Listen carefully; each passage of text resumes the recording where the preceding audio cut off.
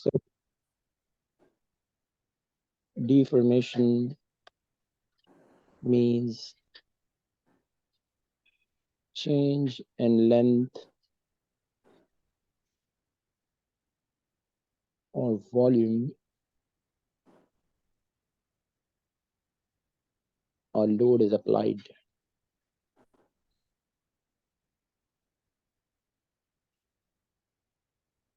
Simply called as deformation. Okay, we have got deformation by length, we have got deformation by volume as well, but we will only be right now talking about the deformation in length only.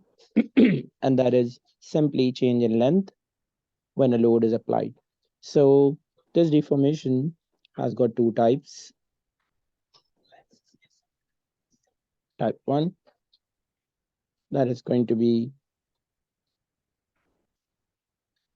elastic deformation. Type 2, that is going to be an elastic or plastic deformation. Fine. So if we talk about elastic deformation, so it is very simple.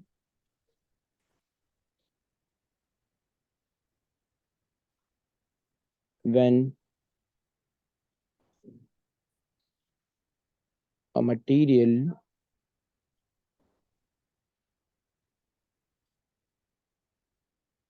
is unloaded,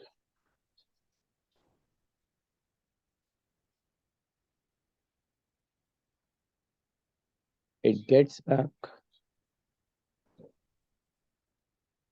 to its original length. So the deformation is elastic deformation. What you do, for example, you've got a spring. Okay, and this is the original length of the spring, L, let's say. And what you do, you just apply some load on it. Let's say F is the load. So the new length of the spring comes L2. Let's make it LO and let's make it L only. Okay, L is for LO is for original length. Now you know we have got a terminology called extension. I call it E only, small e, and it can be calculated by L minus LO, right? Okay, what I do, if I remove this F from the spring, and what I see, the spring again gets back to its original length.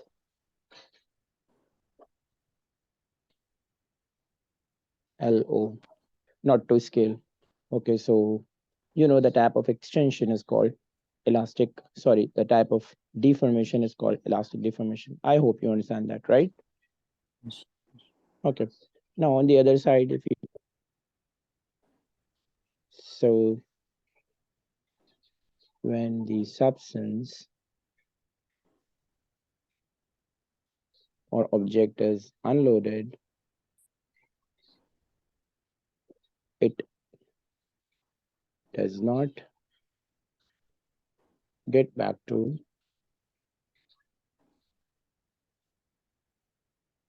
its length. Okay, for example, this time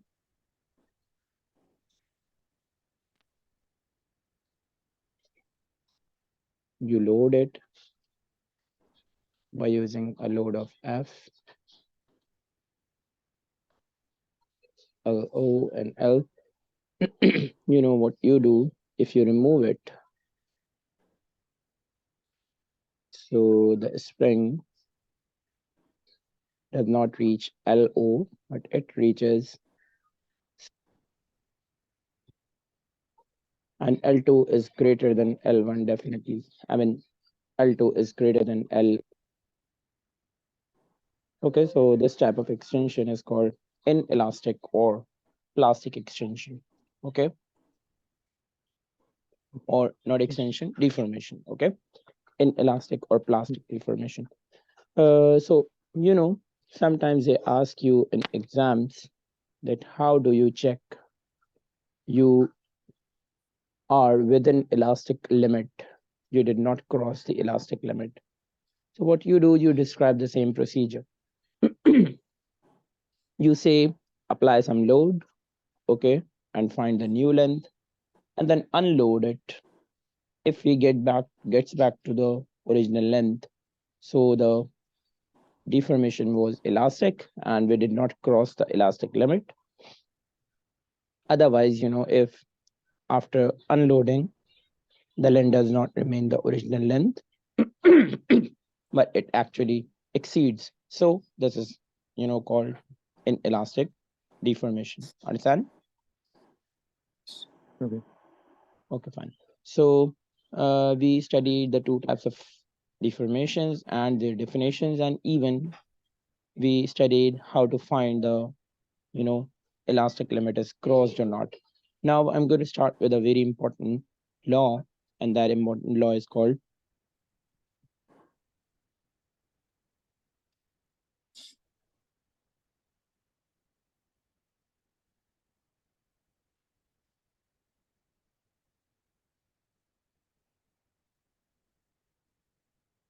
Hooke's law. Okay, so there was a scientist, Robert Hooke, and he gave a law about deformation, and the law is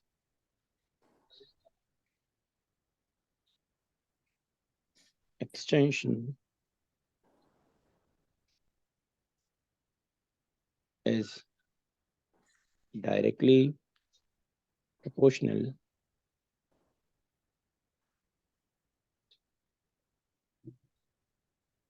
to the load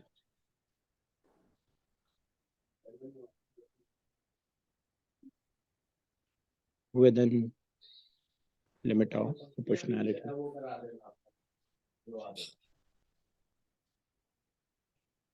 Okay, extension is directly proportional to the load within limit of proportionality. This is the statement of Hooke's law. So this extension, what we studied, the change in length, is never proportional always, but it is proportional to a limit, and that limit is called limit of proportionality. Anyways, what I'm doing, I'm just drawing a graph for this law.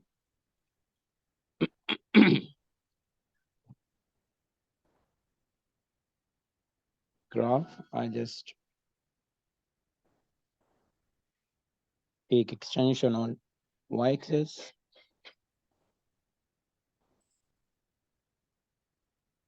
and the load on x-axis.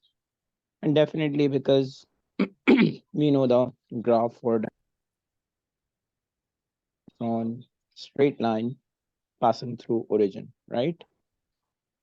Like this. Yes.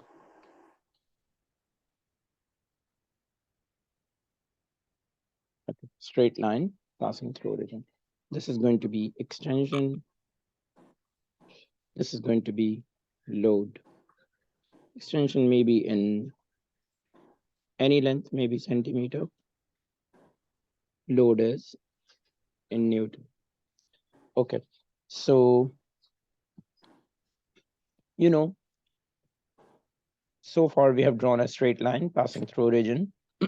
So this line indicates that we are still inside limit of proportionality. Okay. Suppose this point P is limit of proportionality.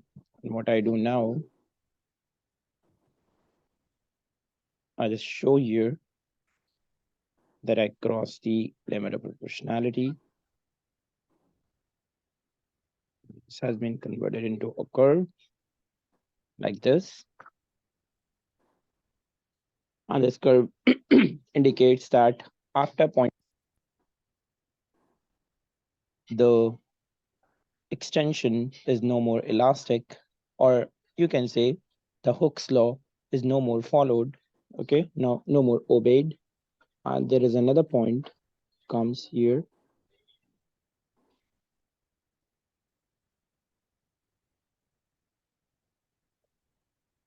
And this point is called E. And there is third point as well that I'm going to show you irregularly somewhere here, and that is called X. So in this graph, you've got three different points. Number one is P, number two is E, and number three is X. I'm going to explain all these points. P is a point called limit of proportionality. Okay, so how will you define this point, by the way?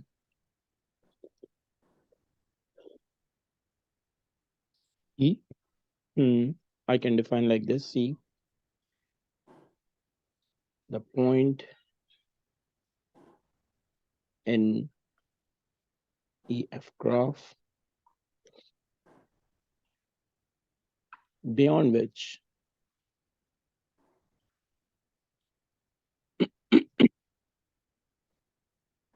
Hooke's law is no more applied.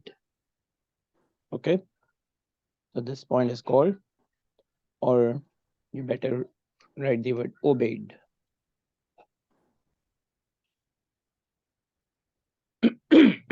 This point is called limit of proportionality. I hope you understand that, because the line does not remain, the line does not remain straight anymore, right? Yes. When they ask you to label this point on the graph in the papers, first draw another line on the given line,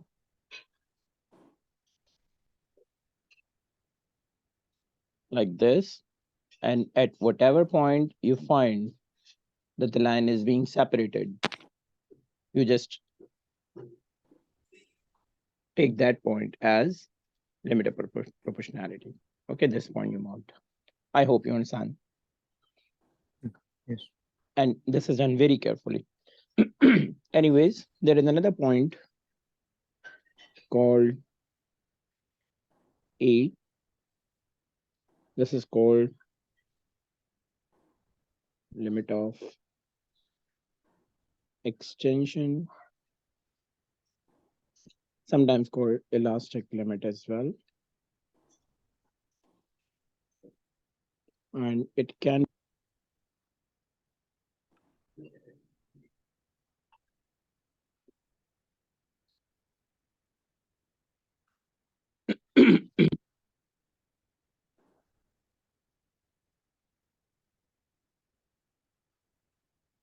the point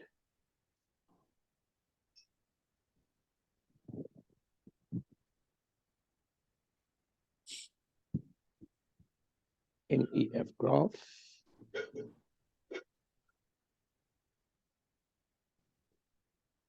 beyond which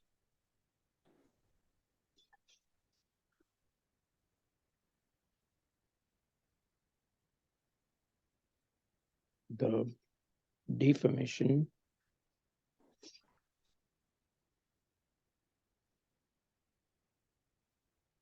does not remain elastic.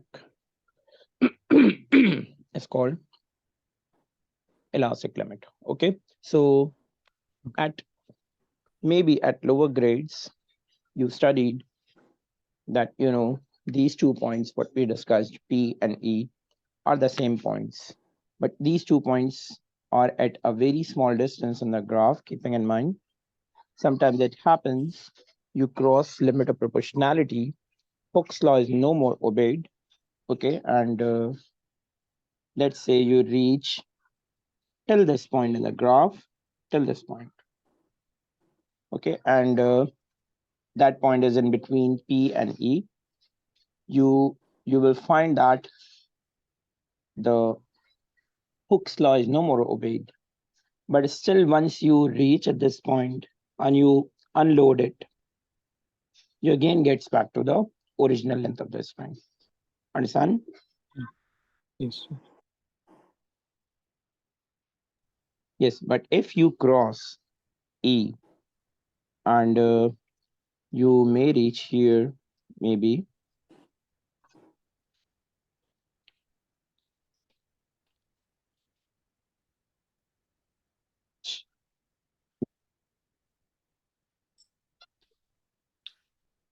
then if you unload the spring, so you will not get back to the original length of the spring. Okay, Okay. Yes. fine. So these are two different points. And third point is going to be easy to understand, and that is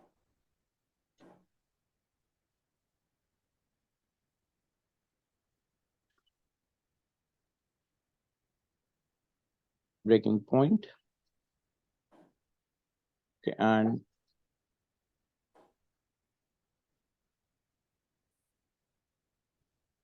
at which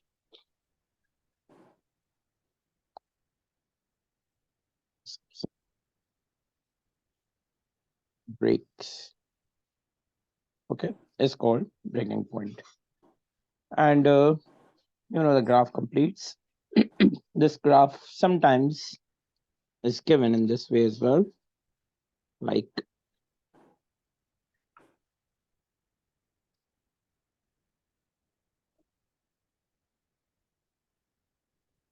load is given on y-axis and extension is given on x-axis. So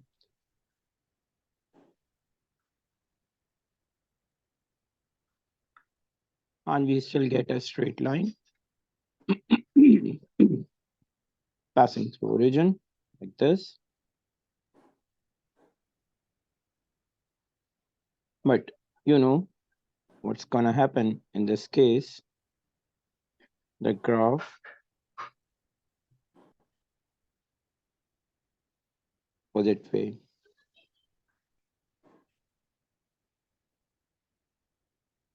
Like this, and then like this, X, P, maybe E. Okay, this is how we draw the graph in this way. Anyway, so what do you think in these two graphs, graph A and graph B, in both these graphs? What did I show? Did I show after crossing limit of proportionality? Is this easier for the spring to extend or difficult for the spring to extend? What do you say? Uh, it looks easier to extend the spring because, if you see that a small amount of force is applied and larger amount of extension is taking place. Okay. Or you can say with the same application of force, even larger amount of extension is taking place. And even here as well, in the other graph, with the smaller amount of, or with same amount of force applied, large amount of extension is taking place, right? Yes. Okay. This is how you know, uh, draw the two graphs. Anyways, if I ask you for, if you find out the gradient, okay, so gradient will give us the ratio of what two things in a graph. Change in extension over change in force. Okay, E upon F, but in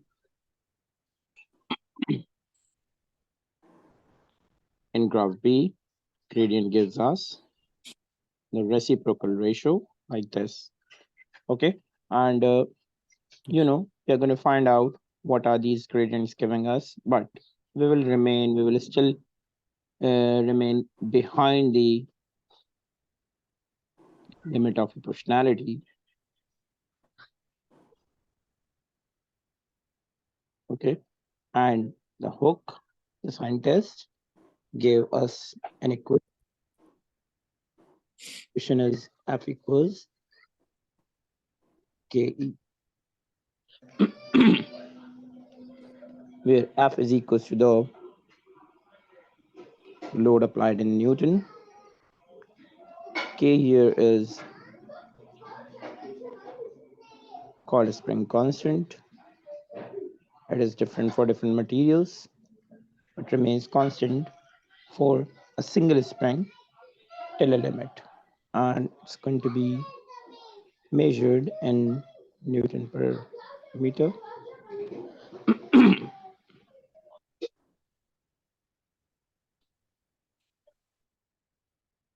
Measured in meters. This is how we, you know, use the law in a mathematical form. Now, if I ask you in graph A, gradient gives us what thing?